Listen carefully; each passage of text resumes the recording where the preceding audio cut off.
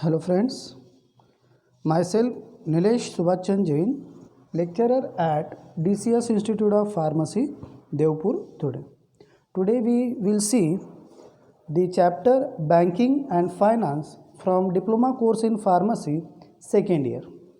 So, in previous lecture we see the number of types of banks.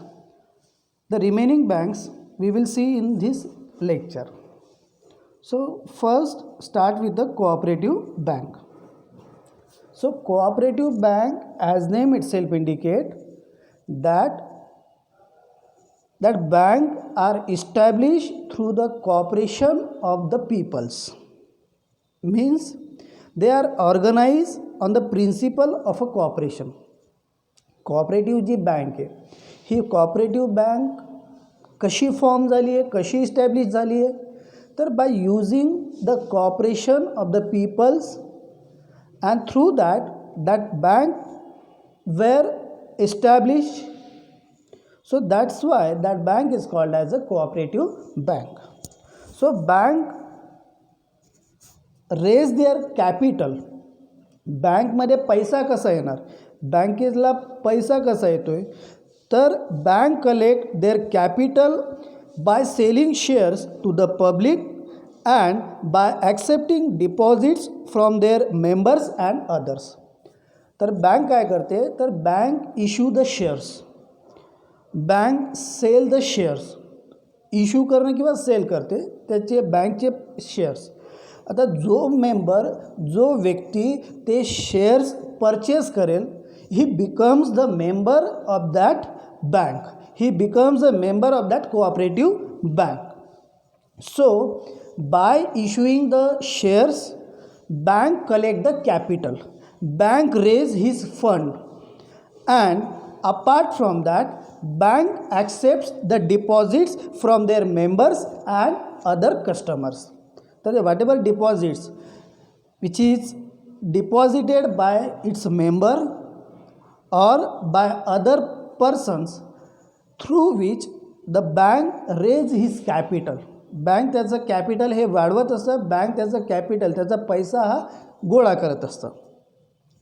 Apart from that they also receive loan and grants from government and central cooperative bank. तर generally cooperative bank, ज्याला आपण सहकार bank म्हणतो, की एकमेकांच्या सहकार्यानं ही bank तयार झालेली आहे. आता या बँकला जनरली सेंट्रल गव्हर्मेंट असेल किंवा स्टेट गव्हर्मेंट असेल किंवा डिस्ट्रिक्ट गव्हर्मेंट असेल तर हे लोन प्रोव्हाइड करत असतं. Cooperative bank are organize on 3 tier patterns. आता 3 tier पॅटर्न्स थोडक्यात कसं म्हणणार, की एक प्रायमरी क्रेडिट सोसायटी जी विलेज लेवलला असणार आहे, जी गावामध्ये असणार आहे. Then second that is a district central cooperative bank and third one that is a state cooperative bank. आता जी प्रायमरी क्रेडिट सोसायटी आहे which is establish, which is form in a small villages, that primary credit society are controlled by district central cooperative bank. District central cooperative bank are controlled by state cooperative bank. म्हणजेच काय, एकमेकांवरती हे control करत असतात. State cooperative bank कोणावरती control करेल, तर डिस्ट्रिक्टवरती. District cooperative bank कोणावरती करेल, तर प्रायमरी क्रेडिट सोसायटी ज्या आहेत, ज्या विलेज लेवलला आहेत, ज्या गावामध्ये, त्यांच्यावरती ती कंट्रोल करणार आहे. Then they are organized at village level. Central cooperative bank are organized at district level and state cooperative bank are organized at the state level. आणि याचं जे हेड ऑफिस असणार आहे, याची जी मेन ब्रांच असेल, तर त्या स्टेटच्या जी कॅपिटल आहे, जी राजधानी आहे, त्याच्यामध्ये याचं एक मेन ऑफिस असणार आहे, ते मेन शाखा तिथं असणार आहे.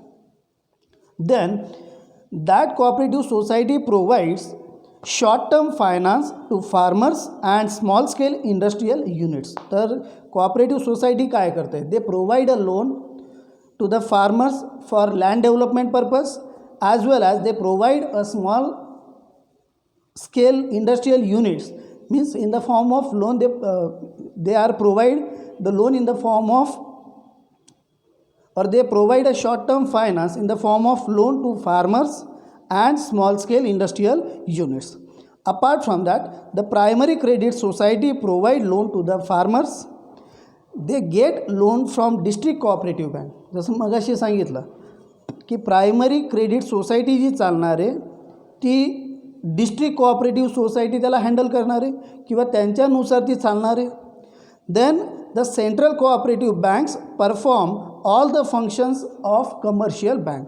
तर जी स्टेटला किंवा जी सेंट्रल कोऑपरेटिव्ह बँक असेल that bank perform all the function just like a commercial bank. जे जे कमर्शियल बँक फंक्शन परफॉर्म करतं आहे same function central cooperative bank हे परफॉर्म करत असते. Their capital consist of their own share capital, deposit receive from members and others and loan from state cooperative bank. तर district cooperative बँकमध्ये capital कसं येणार आहे तर by using its own share, जे शेअर विकून जे कॅपिटल येणार आहे, जे इश्यू करून जे कॅपिटल येणार आहे, जो पैसा येणार आहे तिथून येणार आहे, किंवा जे डिपॉझिटर्स असतील, जे कस्टमर्स असतील त्यांच्याकडनं जी झालेली डिपॉझिट आहे त्यांच्या थ्रू तो पैसा येईल. And others and loan from state cooperative bank. तर स्टेट कोऑपरेटिव्ह बँकसुद्धा लोन प्रोव्हाइड करतं आहे for raising the capital in a district or in a primary credit society. The state cooperative bank have their headquarter in the capital of respective state. तर जे respective state असतील त्या राज्यांच्या ज्या राजधान्या असतील त्या राजधानींमध्ये हे स्टेट हे कोऑपरेटिव्ह जी बँक असणार आहे तर त्या बँकेची मेन ब्रांच ही तिथं असणार आहे. दॅट इज अ हेडक्वार्टर आपण त्याला म्हणतो. The capital of state cooperative bank consist of their own share capital, loan from the reserve bank of India, deposits and loan received from its member and others individual and institutions. तर जे state cooperative bank आहे त्याचं capital कसं raise होणार आहे, एक तर त्यांचं स्वतःचं कॅपिटल असणार आहे that is by issuing the shares, जे कॅपिटल कलेक्ट होणार आहे ते, किंवा लोन जे रिझर्व्ह बँक प्रोव्हाइड करणार आहे, किंवा deposit and loan receive from its member and other individuals and institutions. तर यामार्फत जे कॅपिटल आहे ते गोळा होणार आहे, जे पैसा आहे तो गोळा होणार आहे. The next bank that is a industrial bank. So industrial bank as name itself indicate की behind the establishing that the industrial bank the aim is that to boost the industry. एक इंडस्ट्रीला boost करण्यासाठी, इंडस्ट्रीचं development करण्यासाठी जी bank तयार झालेली आहे त्या बँकेला म्हणतो आहे आपण industrial bank. So that bank provide a medium and long term loan to industrial concern. तर इंडस्ट्रीसाठी लाँग टर्म किंवा शॉर्ट टर्म लोन ही इंडस्ट्रियल बँक प्रोव्हाइड करत असते. The government of India has set up a number of specialized institutions which provide a loan to the industrial concerns. These are. तर काही ज्या industrial bank आहेत की जे लाँग टर्म असेल किंवा शॉर्ट टर्म लोन असेल किंवा मीडियम टर्म लोन असेल हे इंडस्ट्रीच्या डेव्हलपमेंटसाठी, इंडस्ट्रीची ग्रोथ करण्यासाठी लोन हे प्रोव्हाइड करतं. आणि त्याच्यासाठी सेंट्रल गव्हर्नमेंटने काही बँक्स आहेत जसं IFCI बँक आहे that is a industrial finance corporation of India, किंवा industrial credit investment bank, then national small scale industrial corporation bank, then Industrial Development Bank of India, that is the IDBI bank. So the industries like Life Corporation, the institutions like Insurance Corporation and UTI, that is Unit Trust of India, also provide a finance to industrial concerns. तर या ज्या LIC असतील किंवा UTI fund आपण त्याला म्हणतो की unit trust of India, they also provide the firm or they also provide the fund to the industry for its development and boosting its economy. Then next bank that is the exchange bank. So as name itself indicate that exchange bank perform the work of exchange. Means this bank are mainly concerned with buying and selling of foreign exchange. तर जे foreign exchange आहे, फॉरिनचे ज्या currency आहे त्याचं exchange करण्यासाठी जी bank develop झालेली आहे त्या बँकला म्हणतो आहे आपण exchange bank. And for providing a finance to the import and export trade, जे इम्पोर्ट ट्रेड आहे किंवा एक्सपोर्ट ट्रेड आहे, ओके, मीन्स आयात आणि निर्यातसाठी जे काही लोन लागेल, जे काही फायनान्स लागेल ते सुद्धा ही एक्सचेंज बँक प्रोव्हाइड करत असते. The main function of this bank are as under. They help to provide a foreign exchange arising out of international trade through bills of exchange. तर हे बँक काय करते, they help to transfer foreign exchange. तर जे international trade झालेलं आहे, import असेल export असेल, तर त्यावेळेस जे फॉरिन एक्सचेंज झालेलं आहे तर ते फॉरिन एक्सचेंज करण्यासाठी that bank, that is a exchange bank, provide a help. Apart from that, they perform the function of hedging function where exchange risks are involved. तर जेव्हा दोन पार्टीजमध्ये ज्या इंटरनॅशनल पार्ट्या आहेत किंवा ज्या दोन इंटरनॅशनल बिझनेस इन्स्टिट्यूशन्स आहेत त्यांच्यामध्ये जेव्हा व्यवहार हा होत असतो, at that time they perform a hedging function. एक मधला दुवा आपण त्याला म्हणतो, they take all the risk of both parties, of both business, त्याला म्हणतो आपण hedging function where exchange risk are involve.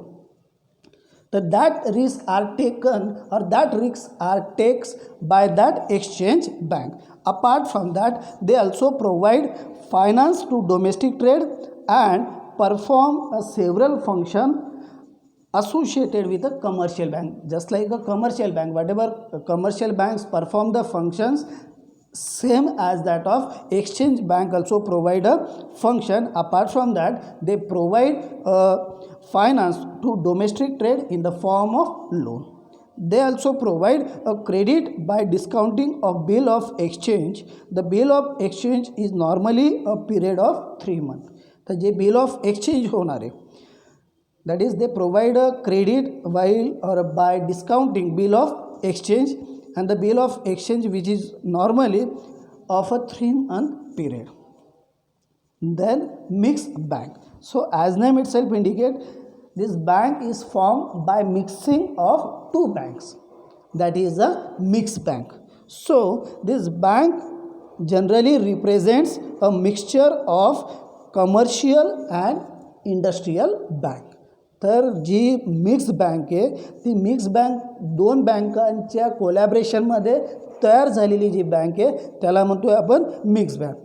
So that bank provide the function of commercial bank as well as they provide the function which is performed by industrial bank.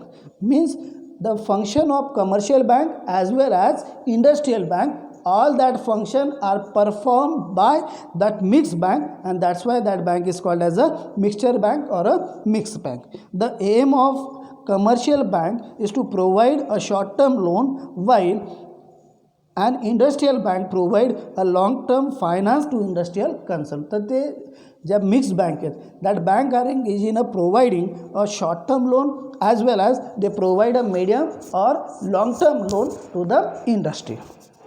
Then the mixed bank provide the facility of both short term finance and long term finance to industrial concern. Just like a commercial bank and industrial bank, they provide a function of providing a loan in a short term purpose or a long term period. Then last bank, that is the Import Export Bank of India, which is launched in 1st January 1982. So Import and Export Bank are those banks which are concerned or which are engaged in a import and export of goods. So that Exim Bank of India was launched on 1st January 1982 with the object of promoting finance and facilitating the export and import of goods and services to promote countries' international trade and commerce.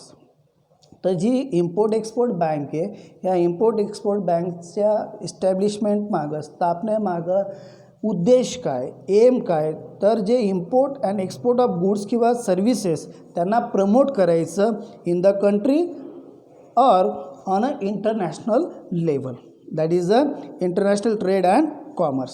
The bank is wholly owned by government of India. Means that bank are controlled by government of India, that is the central government. The main function of this bank are as under: to act as a principal office for coordinating the activities of various instruction engage in a financing international trades. So whatever institutions which are engaged in a foreign trade or international trade, तर त्यांचं means they are acts as a principal office. They perform the function of coordination of various institutions which are engaged in a financing international trade. तर means कोणाला loan provide करायचं, कोणाला loan provide करायचं नाही, तर हे सर्व एक proper कोऑर्डिनेशननं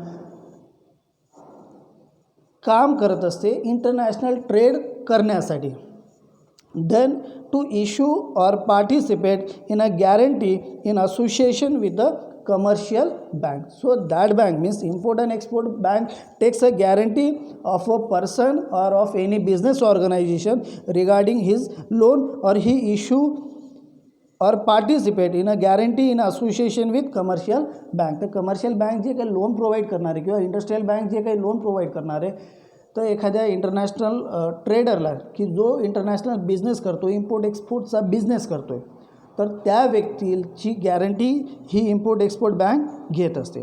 apart from that to give a financing and rediscounting facility to the commercial bank. Means finance also provided by that import export bank to his commercial bank. Apart from that he provide a rediscounting facility. हे discount आपण म्हणत असतो, तर रीडिस्काउंटिंगची facility also provided by that import and export bank of India.